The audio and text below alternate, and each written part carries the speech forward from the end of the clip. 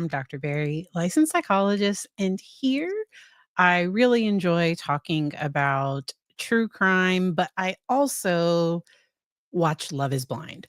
I did not watch season 8 because season 7, and I'm gonna have to go back later and watch the last video I did on season 7, but no lie, I titled it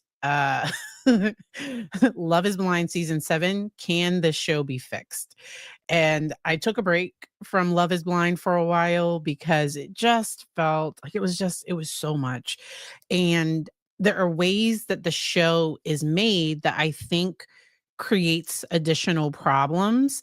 And here I wanted to talk about what might be helpful. I do like that more people seem to be leaving when they know that it's not right and when it's not working. So I can definitely appreciate that because I remember in past seasons, because Love is Blind was sued. So they were sued back in 2023. I do not know what happened with that lawsuit, but there were allegations that contestants would be threatened with a $50,000 penalty if they left early. So if they decided to exit the experiment, that they could potentially face $50,000 like fine or like some type of penalty. And so I think the show doesn't do that anymore. And at least people have, like, when they're at the altar, if they know that they're going to say no and it's not going to work, they're not even ruining, like, they're not even going to the altar to like say no in front of the person. And so I can appreciate that part, but season 9, I don't know why I decided to watch it. I don't know if I fell into a show hole, but for whatever reason, I clicked on it, and from episode 1, there was some interestingness. So I like Mickey Atkins. They follow Love is Blind, and they actually stream their reaction live as they're watching, and they put a filter because they'll get claims, and their stream will get taken down if they show the images from the show. And so I do, and they give a great relationship advice and all those things. And so I really like their channel. I also watch recaps over with Dr. Kirk with Psychology in Seattle. He does really great recaps, and I think he has connections with some producer or with some people that are like that are behind the scenes for the show, because in some of his most recent recaps he said like, hey, I might reach out to this person to see, like, was this edited, like why is this here, that he might have some additional insights. And so I really like those, that that feedback.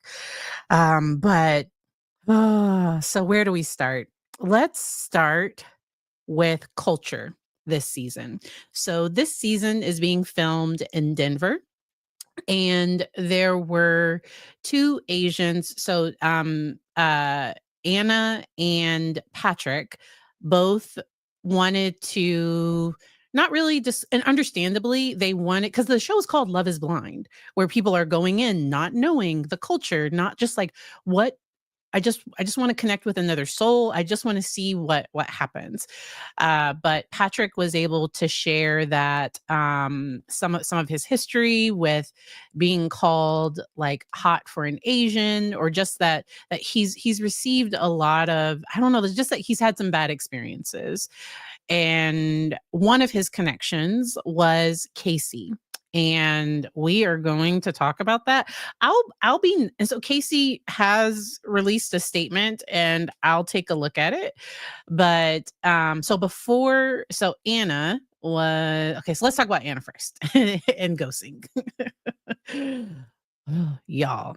So Anna is all the way over, and they had a really great talk, and Anna did an interview, and I want to just talk about some information from her interview. And so it's available on Tudum, so Tudum by Netflix. And And Anna talks about really thinking that she was doing the right thing by leaving, and that right after that date, like, everything, she just got flooded with a ton of emotions. And I think it was really starting to hit her that, like, what's my family going to think? My family doesn't know where I am. I'm paraphrasing this. I'm not reading directly from the article. And right before the date that she's supposed to go on, like, she just realizes that she just can't, or like, she just realizes that she wants to leave the show, and she doesn't want to go on camera and talk about it. Now, mm, with production, because we see Patrick specifically asked Anna if she had ever ghosted anyone. Y'all remember that? Like, that was something that came up in their conversations. And when I heard him ask that, I was wondering, like, "Huh, I wonder if that," I like, you never know. It's like, "Huh, I wonder." And so when he walks into the room and he doesn't hear anything, I'm like, "Oh, I know where this is going." And Anna said that she had never ghosted anybody that she was in a relationship with. And technically, love is like, when they're in the pods, they're forming these connections. It's filmed over a very short period of time. And I think she just didn't wanna talk to the camera and say anything, and that was the only way that she was gonna be able to get closure with Patrick, is if she did it on camera, and I don't think she wanted to go on camera. And so, um I've seen in the next batch of episodes, so I think tomorrow, another batch of episodes drop, and I think her and Patrick are going to have a conversation on screen, potentially. Like, I thought I saw a clip of that when they were talking about what the next episodes were, what's coming down the road. So we'll see what happens. Uh, Oy, but these first ones were just a lot. These first episodes, oh, I was like, we have to talk about it. And there have been so many other cases that are so heavy. It's nice to just kind of talk about relationship drama and not, murder or like things like that. And so what Anna said is that she had been crying, her eyes, like, she just, it was all too much. She didn't have any makeup on. She was in her pajamas and she just wanted to leave. And she left. Now, so then Patrick ends up talking with Casey. They ended up getting engaged. They meet, and Casey tells the production team that she just doesn't know if their connection will ever get to a place. Like, she says it's almost like, I want him to have somebody that adores him, but I know it's not gonna be me. And I didn't take notes to write down exactly what she said, but that was the gist of it. The gist of it was, like, I don't think I'll ever get there with him, and so I want him to be with somebody else. But that's not what she told him. And I don't some people are conflict avoidant, so some people avoid conflict, where when they're faced with having to, like, let somebody down, break up with somebody, it's like they are kind of vague. And to me, in her conversation with him, what was aired? So what was aired and what Patrick has said. So Patrick has also done an interview talking about going to therapy after this and having to kind of work through a lot. He is watching the episodes because some people don't watch them back because it can be a lot. It can be a lot. And that's where, so people have some theories. Okay. So some of the theories I've heard, because I think when she was on camera, Casey did say that she had this boyfriend, that an ex that goes on shows, and he encouraged her to apply for shows too. So a lot of people wondered if she was going to go back to that ex. Like, a lot of, like, people wondered that, or like, I don't know.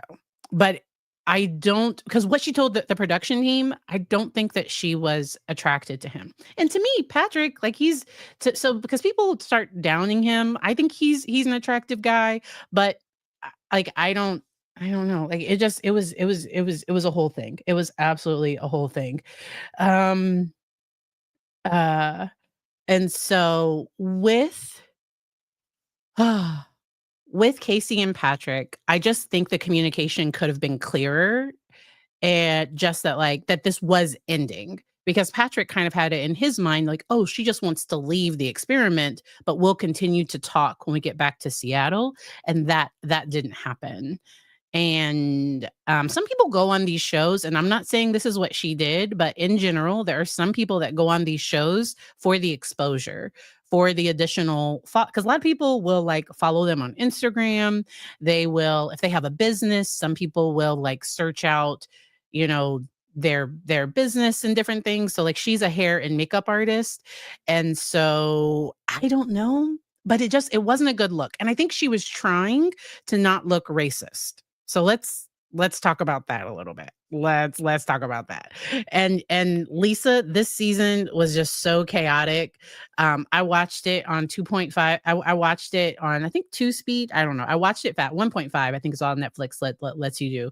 I watched it fast. I skipped over some, but the stuff I did watch, ooh, oh my gosh. It was a lot. So that's why we're talking about it. But sometimes as a person is like trying to sometimes a person can do and say things that are offensive when they're trying to not be offensive. So, like, so in the pods, Casey was asking Patrick about, like, where, because she knew he was from an immigrant family, but she didn't know which country. And she really wanted to know that. And to me, it was very clear in Patrick's voice. And then we have the, like, knowledge where we can see his body language and everything. She can't see his body language, but he seemed really uncomfortable with disclosing that. And, um, and to me, her thing was, don't be nervous about it.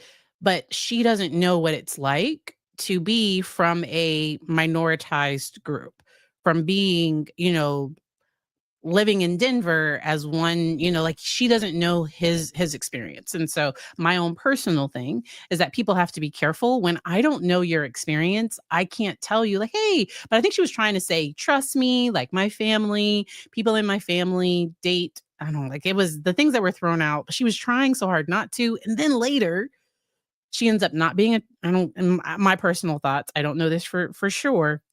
I think she ended up not being really attracted to him, or the connection just wasn't there, and she didn't wanna go any further, and she didn't tell him that. And I think he deserved to know that, like, "Hey, I don't want, like, I don't wanna go further," but that's a harder conversation to have, and the person normally freaks out more, do you know? Like, so if she were to tell him on camera, like, I don't want to date you anymore, he probably would have been upset. It wouldn't have been that kissy, huggy goodbye that they had, because they were like they were kissing. He was like that's what their goodbye was, and it was a goodbye. It wasn't a see you later kind of goodbye. And so that was all kinds of messy. Um there was another guy on the show that also left because the pace of the show was just a bit too much. I'm not really going to get into that all that much. I really talked about that with Anna as well. I do want to talk about Edmund. And I only know what they shared on the show, okay? And, so these 2 end up getting engaged, and while they are okay, so even in the pods, so she is a social worker, and Edmund he talks about having history of growing up in foster care, being in and out of foster care. He's from West Virginia, having multiple foster families. And as helpers, we have to be careful to not be attracted to somebody that still has a lot of healing to do. And I don't know in that moment if he was ready to be in a relationship with somebody that, like, understood what they want and had very clear boundaries. So to me, and I'm gonna say I hope I say her name correctly. Y'all know me and names. I'm bad with names in general. And then, because I wanna say I'm so bad with names.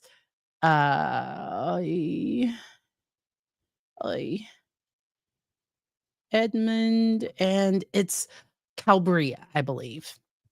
But for her, she had very clear boundaries. She knows what she wants, and she says in the pods, she told him that she was waiting until marriage to have sex. Like she was now she had been intimate in the past, and so this was, but just like for this experiment, she did not, to keep her mind clear, she did not want to engage in intercourse until they made the decision on whether they were going to get married or not.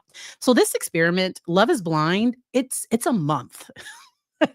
I think it's less than 6 weeks. Like I think the whole process is like 6 weeks to a month.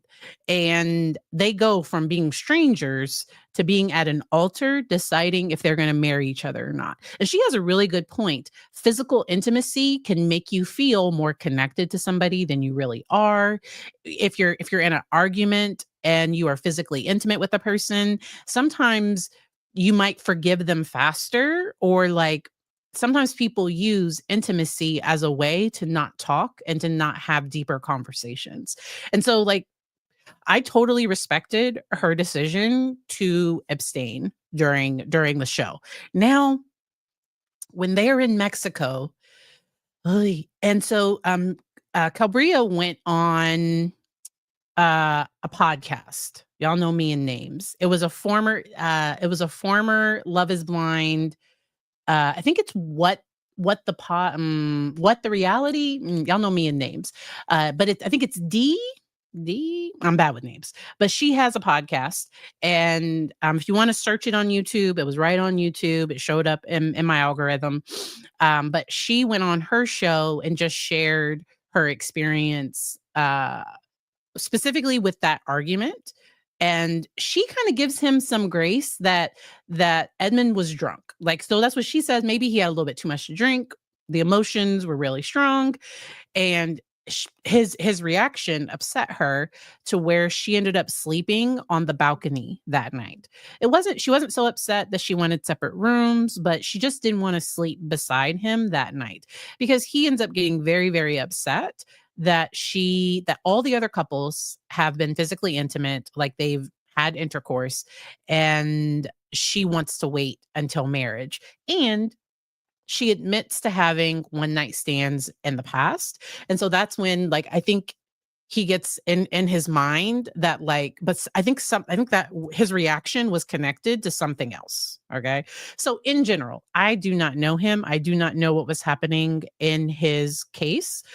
The thing that I'm loving about EMDR, eye movement desensitization reprocessing, is that sometimes what can happen is anyone would be upset, if a little upset, if they were like expecting, like, oh, maybe this person might change their mind, or as we got closer before the marriage, maybe they might change, or like if that upset him for some reason that she had had a one night stand, sure, that upset him to some, but his reaction was so big.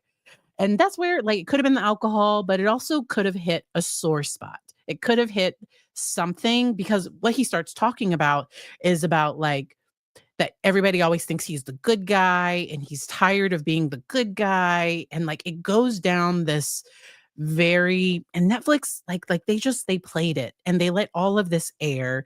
And that's where, for me, it's my understanding that Netflix does provide wellness, like they do wellness checks with the staff, with the cast. But I don't think the cast does not have access to like a marriage therapist, or like a couples therapist, or an individual therapist. I think they probably have access to people that they can check in with every so often, but I don't think it's like so the show provides post therapy after the show. The show provides therapy after people are done with the show and they want to do therapy. Because I think if the show provided therapy, I almost feel like, because of the way the show goes, they would probably want to record it. And therapy should be confidential. So I wish these people had access to private therapy, just like where nobody else knows. You meet with a therapist, just kind of say like, hey, this is what's going on, this is how I'm feeling, just kind of talk through things. And instead of doing it on camera, because the very presence of so the cameras are around so much that sometimes people can get used to them, but sometimes people's behavior changes a little bit because the cameras are there. So just the fact of having a camera can sometimes alter people's decisions and perceptions. And so, like, Lisa, the whole nice guy thing, because there were probably clips of it, because it was the reaction, it was just a very, very big reaction. Um, and she was being very, like, clear that, like, "Yeah, I've the people that I had the one night stand with, they didn't stay the night. I didn't care about them. We're talking about building a caring relationship." And I don't think he was in the headspace to have that deeper conversation. And everything she said just made him more and more upset. That's what I saw watching. Yeah. So a lot of people do therapy after the show. So I've watched a lot of different I've probably watched of the 9 seasons, I've probably watched 4 or 5.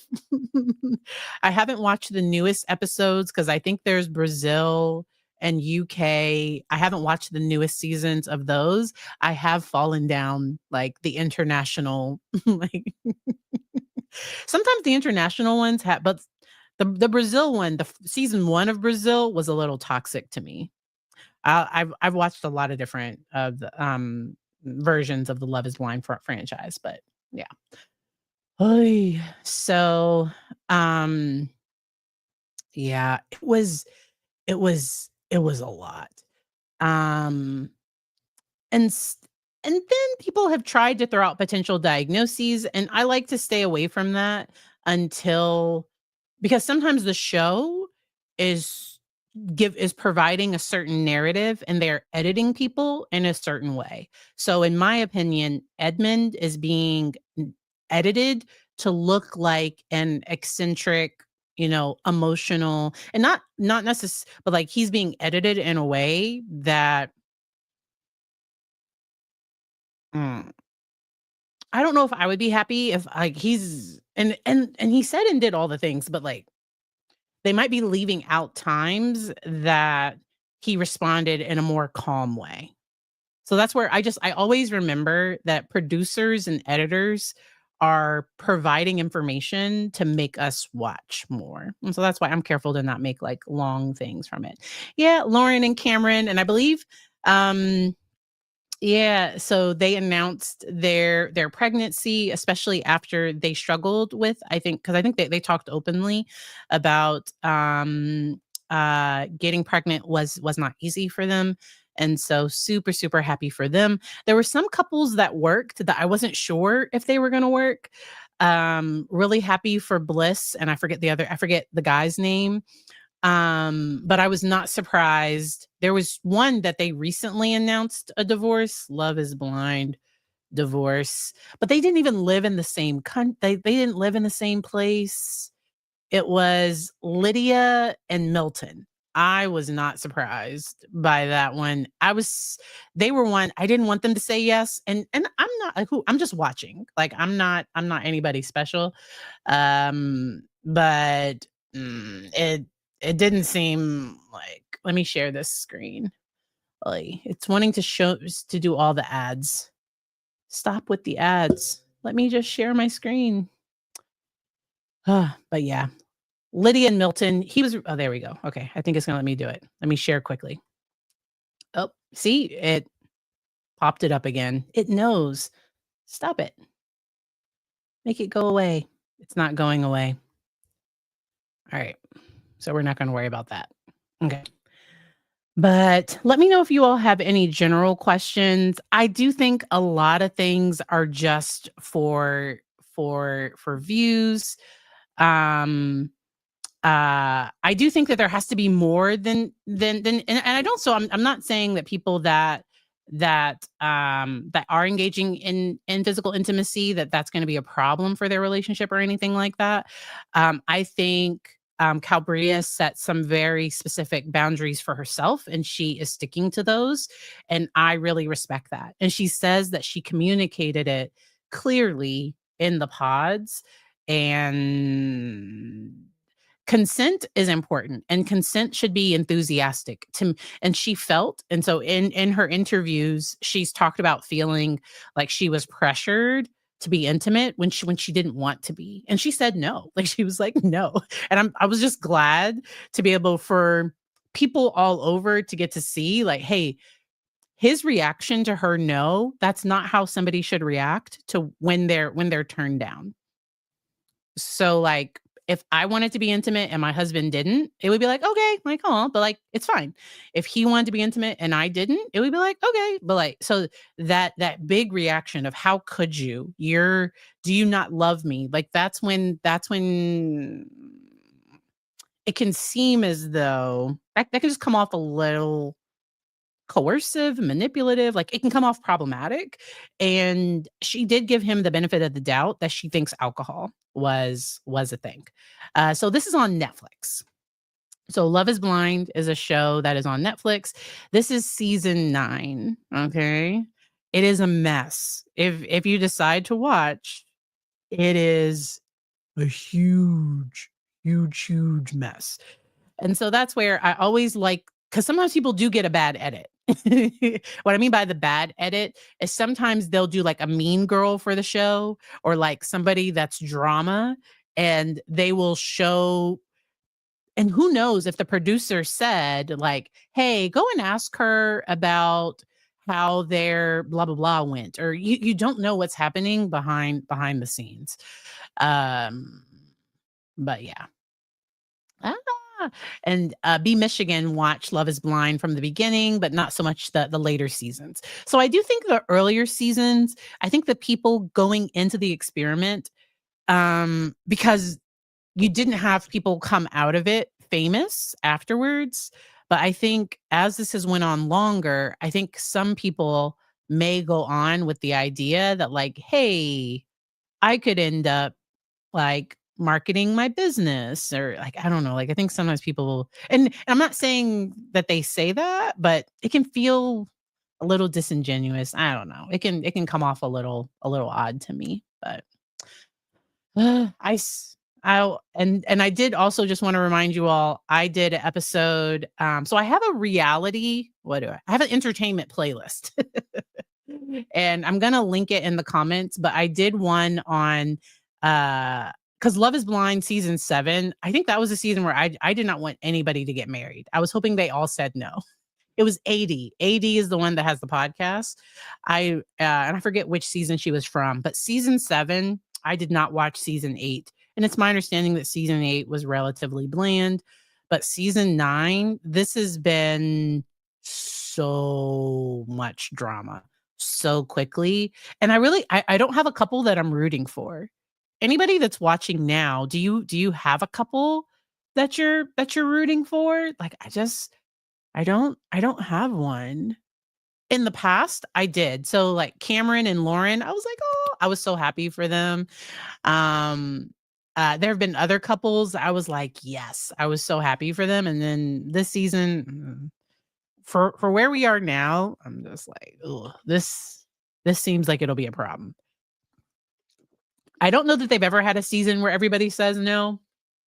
But it reminds me of the Bachelor franchise where some people might go on The Bachelor or The Bachelorette trying to, like, maybe not necessarily like wanting to be in a relationship with a person, but wanting screen time, and that can definitely be a thing.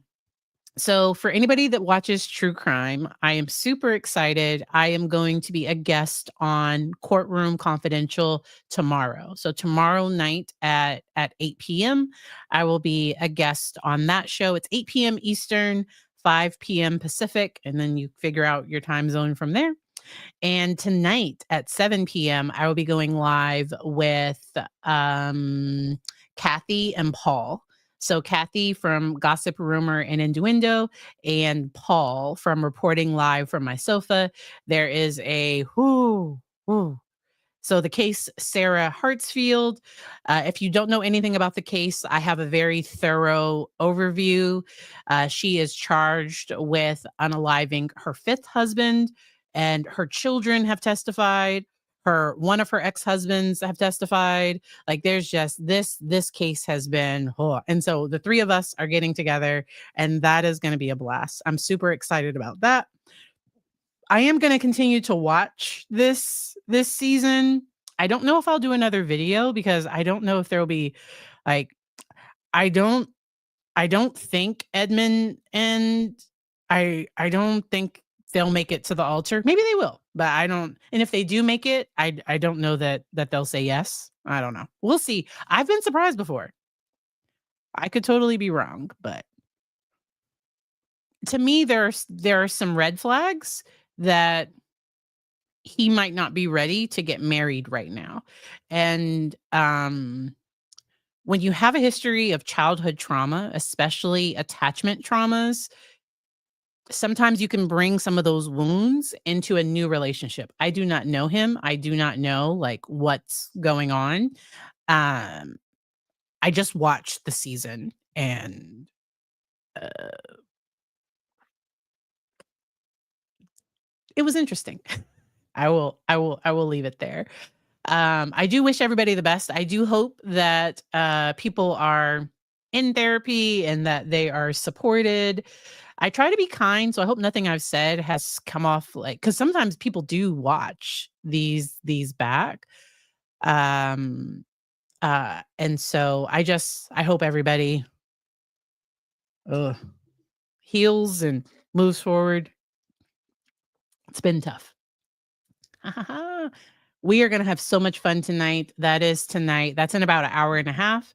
I'm super excited. I'm gonna feed my kiddo before, and so we will see where things go from there. So this is about the Sarah Hattersfield. Did I say so it's Hattersfield case. Curious about her serving in the military for 20 years. Um, and So I think she wasn't a great leader all the time, and we'll see what comes up. She was also stationed at Fort Hood, and it's called Fort Cavassier or something. I know that's the liquor. It sounds like that to me. It might have went back to Fort Hood because they changed the name, but I think it might have went back to Hood. Um, Cavazzo, my bad. Is that I wanna say Kavasi, but it's not. It's, Cavazos.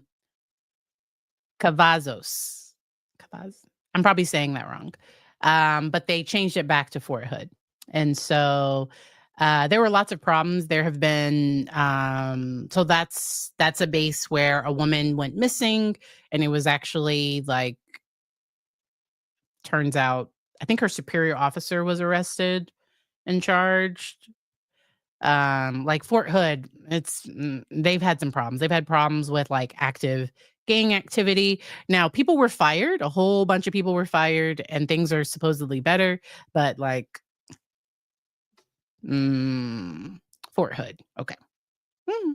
But I appreciate you all. I will see you all later on tonight. If you are here just for the Love is Blind entertainment stuff, I appreciate you all too.